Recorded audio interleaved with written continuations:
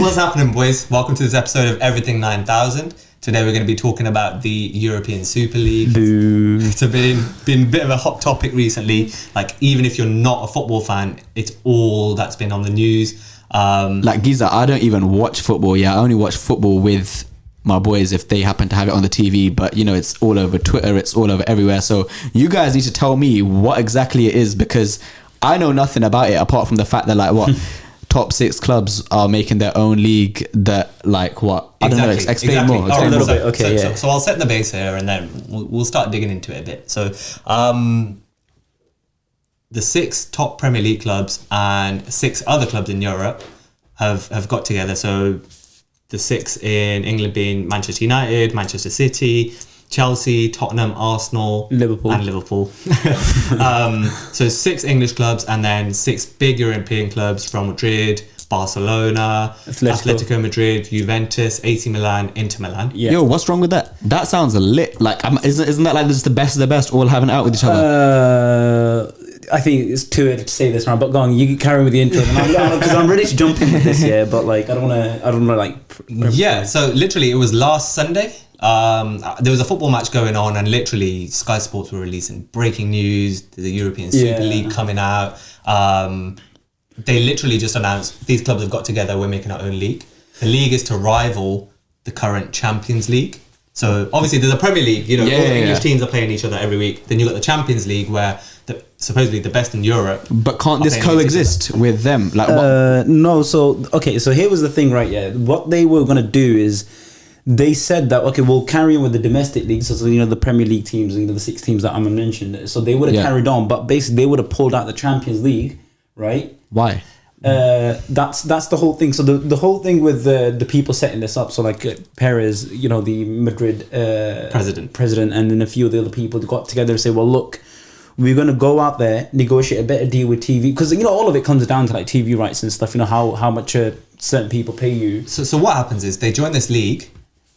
It's backed by a bank, right? It was JP Morgan who were going to put up the money, and each team was going to be guaranteed 300 million per season, right? And now you compare that to if you win the Champions League. I thought it was like 3 billion or something. No, it's 3 billion altogether, but like they're going to share it, I think. Yeah. So if you win the Champions League, I'm not even talking about if you get to the semi-final, quarterfinals. Obviously, there you get less money, but if you win the Champions League, you get 110 million euros. You mean the Super League? No, none of this is a Champions League. So this is the current format that these clubs aren't happy with. They're saying, look, this is the best competition. Even if we win this, go all the way, we're only getting 110 million. But isn't that quite a bit still? But this is where transfer fees and everything comes into it. You know, players are worth 150 million now.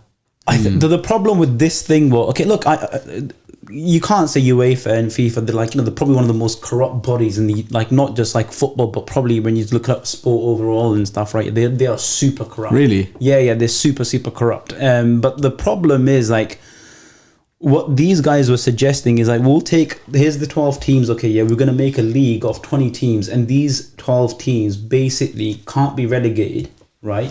So if there's no relegation, but so these teams will stay in there regardless whether they play well or whether they play whether they play crap. I heard from somewhere that this is how the NBA is run. Yeah. So this is the format. So 4 out of the 6 English clubs are American owned.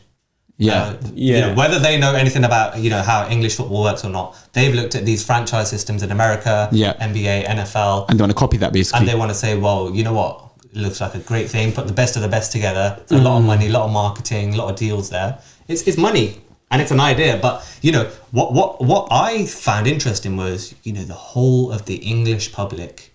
I was going to get onto that. They got together and said, no, we're not having this. But I'm thinking, okay, go on. Let's see why you agree with that view. So you got to look at it. Okay, look, in America, the culture is slightly different, right? Yeah, they want to make their franchises and stuff, and like that's what they've had, and that's what people have accepted, and that's what they go on. But when you look at football historically, right, when football, like how football came about, it's the biggest sport in the world now, right? Yeah, but football basically was a lot of like working class people. A lot of people worked in factories and so on, right? It was for them. They would come together, make a team. Right, and that's basically like it was something for them to do, right? Because at that time, you know, when you look at sports like cricket and all that, that wasn't necessarily for the working class. So this was a sport that was started by the working class for the working class, right? So this is the kind of like And they like built their community together, innit? Well, yeah, so this is how it kind of started. That's like kind of a historical background of football, right? Okay, yeah. So now when you're looking at that, to what they want to make it now, they want to take it to the opposite end. And basically what,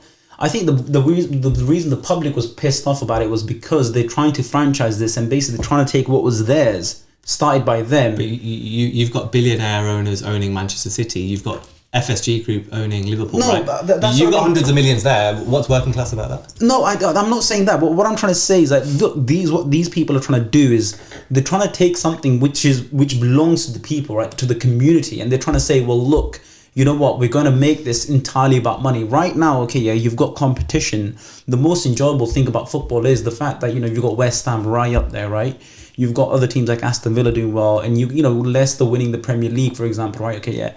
There's competition there, right? The Premier League would still exist. No, the Premier League would exist, but like, for example, look, if this thing was going ahead now, right? Yeah, okay. If this thing was going ahead now, Liverpool, we know this season they're going to win the Premier League. So for them, if they weren't going to be in the Champions League next season, I mean, what's even the point of playing the rest of the games? They might as well play like academy players and, you know, retire the first teamers and give them a rest. So this is what I mean. This is how it would affect the Premier League. But what I don't get, right? You're a Liverpool fan, yeah. Your team's going to be getting 300 million euros, pounds, whatever. You're going to be getting that money. Yeah. Right. You can go get Mbappe, whoever you want. You'll be playing Real Madrid one week, Barcelona the next, Juventus the next week. You'll be playing against Ronaldo. Yeah. Right. As a fan, is that not what you want? No, but not every single week. You know, not every single week. Why like, because, like, okay, look. There's a saying, I don't know, like if you have chocolate like every single day, it loses its like, you know, effect. You got sick of it and that. Yeah, you get sick of it, right? So the whole the point of like, you know, the Champions League is that you get, you know, games that you probably wouldn't find fascinating. You know, you get like Liverpool versus Ludogorets or whatever, right? You know, all these teams. But it's good to have them. But then, you know, every now and then, you know, the further you go up, the better teams you play. So like, you know, Liverpool play Madrid. Like I think we've probably played them twice, maybe once or twice before this season. I mean, it would still be a competitive league. I know there's no relegation, but it would still be. You know, you watch cricket. You know the IPL. It's a franchise system. Yeah. Right. You're always looking forward to that Mumbai versus Chennai game because you know there's all the star-studded players are there. You want to watch it every year, regardless. That's 13 years deep now. You're not bored of that. To be honest, I actually am. I've stopped watching. I've stopped watching IPL. I think maybe about 2016, maybe I think. Right, but you still watched it for what 6-7 years? Possibly, but look, I get what your point is. But what I'm saying is like, you know, you've got teams like Tottenham and Arsenal who shamble. I mean, Arsenal right now, like you probably wouldn't even consider them top 10 in the Premier League right now. The way they're playing, right? Yeah.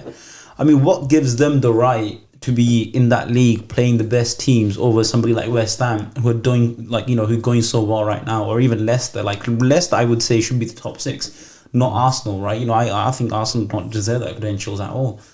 So what I mean is like you're taking that edge away. You know, what makes football the best is like the competition. So if Arsenal are playing right, yeah, I don't know, they're playing Barcelona this week, Real Madrid next week, Juventus, they're getting dicked like 5-6-0 every single time, the bottom of the league. What's even the point of those scores? It's almost like friendlies. It's like preseason friendlies that, you know, that they have. Like, you know, you get preseason friendlies like Real Madrid versus Arsenal and stuff, right? I don't see the difference between them. So with the Champions League, it's at least like, okay, well, you play Real Madrid, but everything is on the line. That £100 million, you know, euros that you're talking about is on the line. So that's what's exciting for it, for the players and the clubs and so on, and even the fans too. I hear that. Like I'm taking this from a completely different perspective, only because I watch F1, but it seems like I might be wrong. But it's like, what's the point in even having the qualifying if, like, you know, you're all gonna start on the same? Is that a shit analogy? I don't know too much about F1, but like people find it, like, I think there's only like a select group of people that find it exciting, because F1, like, if you qualify within a certain car and so on, you know Hamilton's gonna be number 1, and like, you know, his team is gonna be number 2 or 3, right? Yeah. F1's harder than that, you know. I'm just saying. It is, yeah, I know, but like, I don't offend any F1 fans, but to be honest, I don't entirely understand. Let's get back on football, innit? Yeah. So what's happened is, you know, they announced it. There's been a big hoo-ha across the whole country, right? Gary Neville was very outspoken. Jamie Carragher very outspoken. Can I just say Gary Neville is my hero? Like I would 100% back. I don't think I'd ever hear you say those words. No, honestly, like He seems proper angry on Twitter and stuff, though. No, like he's a legend. That guy, I would back him for PM all the way, man. But 48 hours later, you know, all the clubs have released statements saying we're sorry, we've made a mistake. Even the bank now has said, you know, we're not backing them. but we've got Sergio Perez, president of Real Madrid, and also the board of Barcelona. You know, let's be real. Them two clubs are probably the biggest clubs in the world. They are, but like, okay, right. look, you got to look at, and they've said this isn't done. This Seriously, isn't done. The reason they're saying there's a binding contract all the teams have signed up to, right? So they're still on it. They said this might have fallen away for now, but we're still working on a way we're bringing this back, right? Amrit, you're a lawyer, right? Can you pull out of a binding contract? Well, I'm not a commercial lawyer, so I probably wouldn't be able to tell you the exact legality of this. But I mean, we don't normally contracts have like force majeure clauses and stuff. I mean, I think the reaction probably was a force majeure because they probably didn't foresee this. Like, you know, like the other thing as well, I want to say like how cowardly these people were when they announced it, right? I mean, I'm going to take example of Liverpool here. Okay, yeah, I don't know if anybody saw the first interview of Jurgen Klopp because it was announced on the Sunday night. The next evening, we had a game. Liverpool were the first team to play of all those teams playing Leeds, right? I mean, just for the record, like I boycotted that game. I chose not to watch it. I was like, I'm not going to be a Liverpool fan until this is fucking like sorted out. Really? Why? Yeah. Is it that deep? 100% is that deep. But what I'm going to, the point I was trying to make, why is it that deep? Okay, I'll tell you why it's that deep anyway. But the point I was trying to make is like, look, these players, like, you know, these CEOs and like these owners and stuff who have signed this. Okay, yeah, the bunch of cowards because Jurgen Klopp, when you see him, right, yeah, Jurgen Klopp's quite emotive anyway, right? But he was seething. He was trying to contain that, like, you know, anger that he had at that time. So all the players and the managers were saying, well, look, you know what, we've only found out about this yesterday, you know, just before the news broke, you know, kind of like rounded us up and tell, well, we're going to make this announcement. And then they just left the players and the managers who have had no involvement to explain it to the media, right? I think we all know the teams and the players don't have anything to do with it. No, they don't have anything to do with it. What I'm trying to say, like, how, like, if they really thought this was a great idea, why didn't John Henry come to the front and say, well, look, guys, okay, this is what we plan to do. This is what our plans are. But no, they just kind of like use the players and like the manager as kind of like a human shield. I'm interested to know why you didn't watch your team play football and you're saying you're not supporting them until this is over. Okay, because look, as a Liverpool fan, right? Okay, Liverpool in particular, right? And I was talking about like, you know, how the football kind of grew out this like working class movement and all that, right? Yeah, Liverpool Football Club in particular was basically, when you go back about 100 years and stuff, like Liverpool generally is quite kind of like more of a, I wouldn't say like entirely, but back then as well, like, you know, there were a lot of dock workers and so on. So there was like a lot of community that was working class, and that's what kind of like Liverpool stems from, right? And even like when you look at the Liverpool anthem, "You'll Never Walk Alone." I mean, yeah, it's said so many times, but like to these clubs, it's almost like a PR gimmick now, right? You know, "You'll never walk alone," but those words have meaning behind it. And I was really pissed off, right? Yeah, when last year they announced that they were going to furlough the staff. Like Liverpool had just won the Champions League, and when the Fenway bought it, like Liverpool, they bought it for about 300 million. And now it's valued about 3 billion. Look how much money they've made in that time. Look, the value of the club is shot up, right? Yeah. So invariably, like that club, you know, wasn't in any sort of financial trouble. You know, bearing in mind, like they just won the Champions League. They've been to the Champions League final before then. So they were going far in competitions. They were finishing second in the Premier League. So you get a lot of money from that, right? Yeah. So for them to then furlough the staff and say, well, look, you know what, we know you've worked here for 40, 50 years, blah, blah, blah, blah, blah. We don't give a shit. Okay, yeah, we're going to put you in furlough. We're going to let the government deal with you, right? Yeah. We're not going to pay your wages. We're going to leave it to the government. And, you know, who's paying them? It's the taxpayer. It's our money, right? When these people should have been the ones paying them. Like furlough was introduced not so every business can just like wash their hands of it. It was introduced so people, businesses that are struggling, right, yeah, can use help from government because obviously nothing's going on. There's no income. So I was super, super pissed off about that. And then I think there was a huge campaign on that. And then they kind of like made a U-turn about that too. So that was the kind of background that this was coming into. And then now, again, what they were doing with this league is they were saying, well, look, we know every football club is struggling. We know everybody's struggling and so on, right? Okay, but what, you know what? We're going to get a paycheck of 300 million pounds for this. We don't give a fuck, okay? We're going to wash our hands off this. You know, we'll be fine. We'll cover ourselves.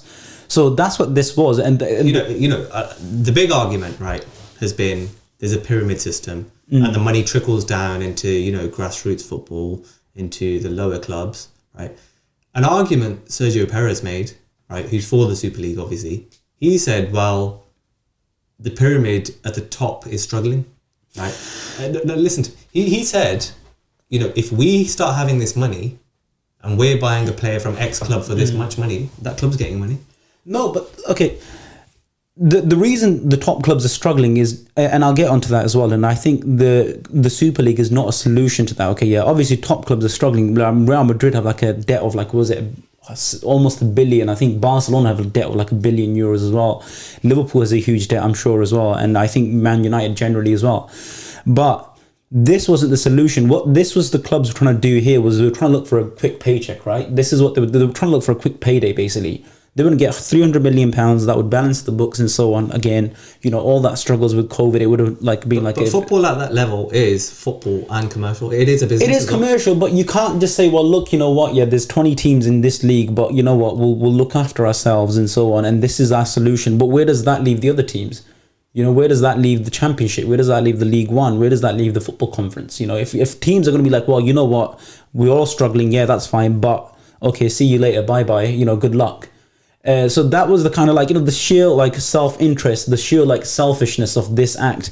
That was the reason I boycotted, and I was like, you know what, like this is not my club. This is not, you'll never walk alone. You know, how does that fit into that narrative? For them, obviously, they don't give a shit about you'll never walk alone. For them, it's just a PR gimmick. You were walking alone when you said not even like, you know, if they were going to do it to your own staff, you know, those staff members that been there, like they were there before the, you know, Fenway, like FSG, they were there before the players, they were there before the manager, they're going to be there after them too.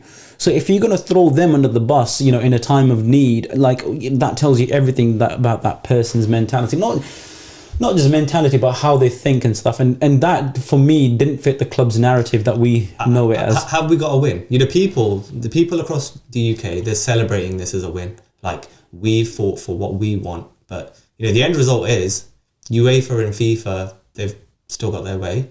Are they the best bodies to be doing this? Do we need an 100%. Look, 100% UEFA and FIFA are super corrupt. Everybody knows that, I think, yeah. Look, but this thing was even worse. Like, this thing was so bad that it brought the corrupt UEFA, corrupt FIFA, and even the Tory government together, right? If those guys are saying, well, hold up, there's something wrong here, like, you know, this is bad. I mean, Boris was involved. That's pretty mad. Yeah, to get the Prime Minister involved. Boris Johnson stepped in. Like Boris Johnson, this was a guy who literally not too long ago said, look, guys, you know, it was the greed and the capitalism that kind of like stamped, you know, kind of accelerated the vaccine. I mean, Boris is for capitalism. He's very much for capitalism. Recognise greed, it probably is greedy. 100%. This is what I mean. So if like, even if Boris Johnson is saying, well, hold on, like, what's going on here?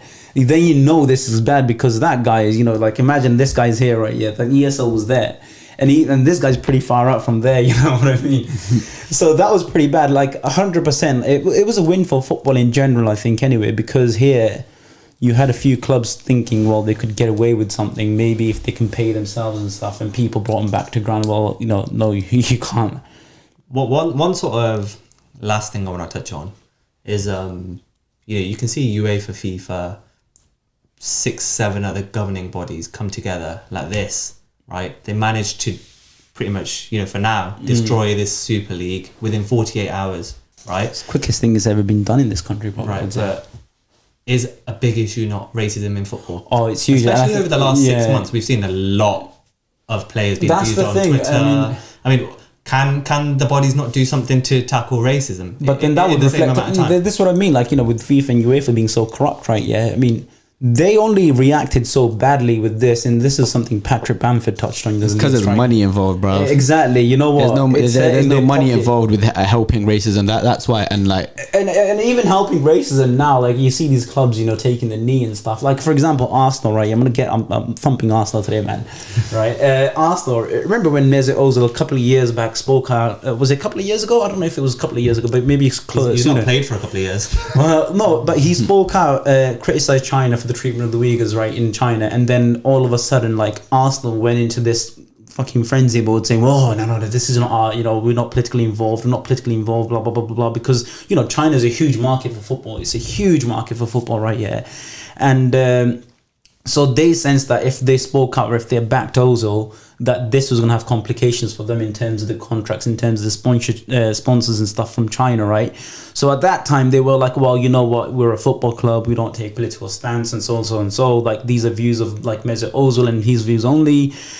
And then you had last year, you know, the murder of George Floyd and the kind of movement that stemmed from that, you know, worldwide. And all of a sudden, football clubs, Arsenal were like, you know, Black Lives Matter. You know, all of a sudden they were political again. Why were they political again? Because, you know, it was like financially good for them. Like, you know, it was good for the PR image to be politically involved and stuff. Like, so, and it's same with UEFA, man. Like, you know, UEFA only acted on this as in urgency that they did, right? Yeah. Because like this was hurting their pockets, because this was going to basically, what they're doing is like, you know, what these clubs were doing is just, you know, saying, well, thank you very much. You know, we'll see you guys later. We're going to set up shop opposite you. Right. It's like, I don't know, like, I don't imagine having a big Tesco here. And then all of a sudden opposite you, a big Asda opens up, right? That's what they were going to do. And that's what like kind of... I don't know what we're talking about anymore. No, what I'm trying to say, that's the reason UEFA like reacted so badly is because basically... He started talking about Asda. I'm hungry, I'm not going to lie. Basically what these clubs were doing... the meal deal right now. These clubs were becoming, like, instead of like being participants, right, they were becoming the competitors, right, in that league. So I think that's why they reacted so badly. But, you know, players kind of like walk off. Players allege racism. You know, it's been huge now. I think all the clubs as of today stopped. They're going to come off social media in like protests. Like, racism has been a huge thing in football for many years, but even now it seems to kind of like be on the up again.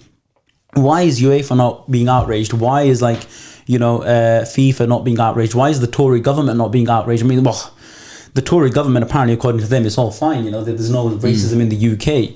So why are they not being outraged over that? Because, you know what, like, to them, it doesn't make money. You know, it doesn't hurt their pockets if somebody's being, I don't know if... it's true. If Rashford's receiving racism on social media, if any of the other black players are receiving racism on social media, it's not hurting their pockets. They don't care about it. So, you know, there is like, UEFA and FIFA not, you know, are very corrupt and not perfect right here, but what you have to kind of understand is that the ECL was a bigger evil than this, I think. ESL. Well, whatever it is, you know, it doesn't even matter anymore. Like, no, I think that's a wrap. I think we've covered it all.